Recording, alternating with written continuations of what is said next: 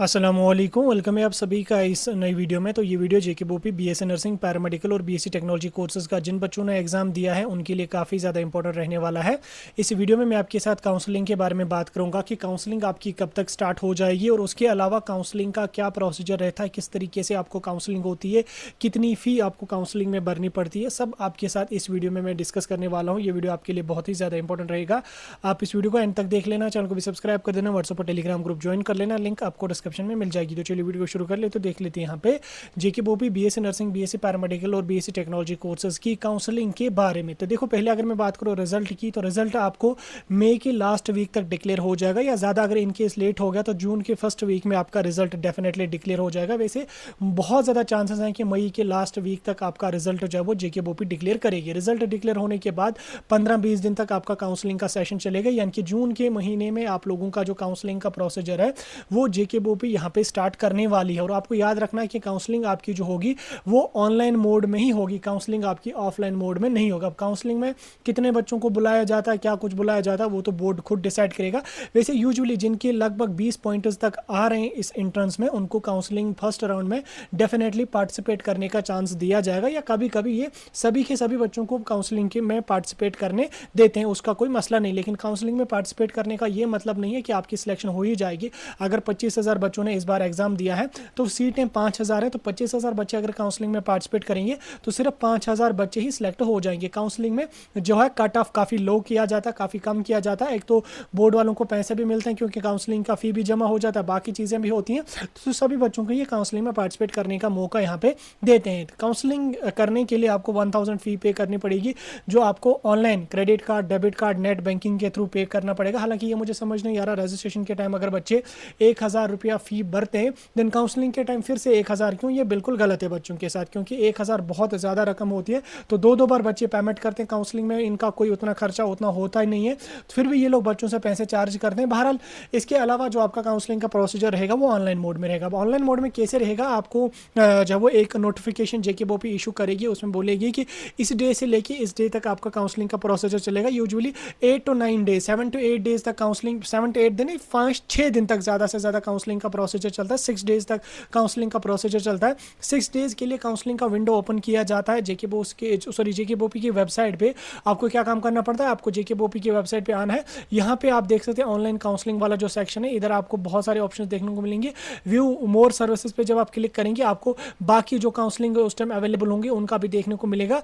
आप उस पर क्लिक करेंगे, क्लिक करने के बाद जो कोर्स आपका होगा नर्सिंग पैरामेडिकल, उसकी आपको पहले रजिस्ट्रेशन करनी पड़ेगी, जिसमें आपका एक तो रोल नंबर आपको लगेगा, एक आपको रैंक अपनी भरनी पड़ेगी, एक आपका स्कोर अपना भरना पड़ेगा, मोबाइल नंबर, ईमेल आईडी वगैरह ये सब चीज़ें आपको भरनी पड़ेंगी।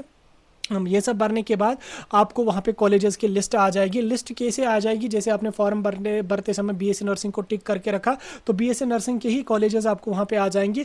आपने पैरामेडिकल को टिक करके रखा, पैरामेडिकल के ही कॉलेजेस आपको वहाँ पे आ जाएंगे। अगर आपने तीनों को टिक करके रखा, बीएससी नर्सिंग को भी, बीएससी पैरामेडिकल को भी, बीएससी टेक्नोलॉजी को भी, तो तीनों कॉलेजेस आपको, तीनों टाइप के कोर्सेज और कॉलेजेस आपको वहाँ पे देखने को मिलेंगे। उसमें लिस्ट होगी बीएससी नर्सिंग इन जीएमसी श्रीनगर, बीएससी नर्सिंग इन जीएमसी बारामूला, बीएससी नर्सिंग इन जीएमसी पुलवामा, इस तरीके से वहाँ पे होगा। उसके अलावा पैरामेडिकल में भी होगा operation theatre in GMC Baramulla, anaesthesia technician in GMC Baramulla, तो इस तरीके से होंगे। तो आपको जिस कॉलेज में जो कोर्स करना होगा, कोर्स और आगे कॉलेज लिखा होगा, उस पर आपने सिलेक्ट करना, टिक करना, और वो आपका सिलेक्ट हो जाएगा। टिक प्रेफरेंस वाइज आपको रखना है।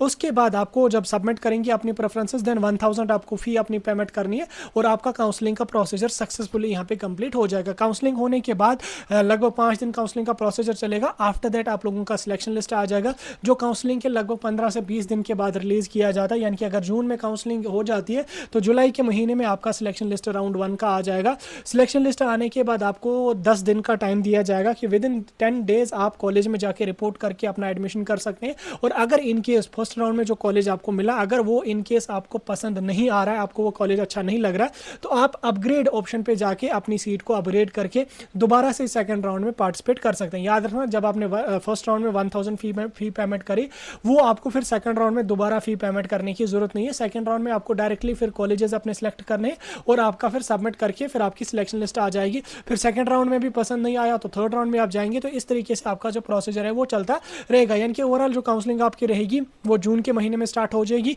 और काउंसलिंग आपको ऑनलाइन मोड में रहेगी और ऑलमोस्ट मैक्सिमम से मैक्सिमम बच्चों को काउंसलिंग के लिए पार्टिसिपेट करने का मौका दिया जाएगा।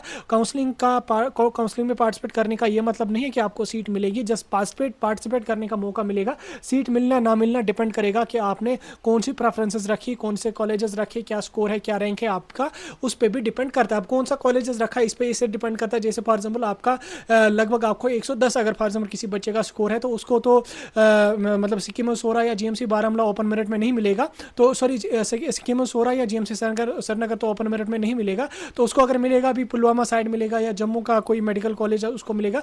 अब अगर वो बच्चा सिक्किम और जीएमसी श्रीनगर को टिक करके रखा तो ऑब्वियसली उसकी सिलेक्शन फिर नहीं हो जाती। तो ये चीज़ें आपको ध्यान रखनी होती है कि किस हिसाब से मेरी रैंक है, कौन सा कॉलेज मुझे मिल सकता है। हालांकि ये हम आपको उस टाइम गाइड करेंगे अच्छी तरीके से, पर मार्क्स वाइज हम आपको समझा देंगे कि कौन कौन सा कॉलेज आपको मिलेगा, कौन कौन सा कॉलेज आपको मिलने के चांसेस रहेंगे।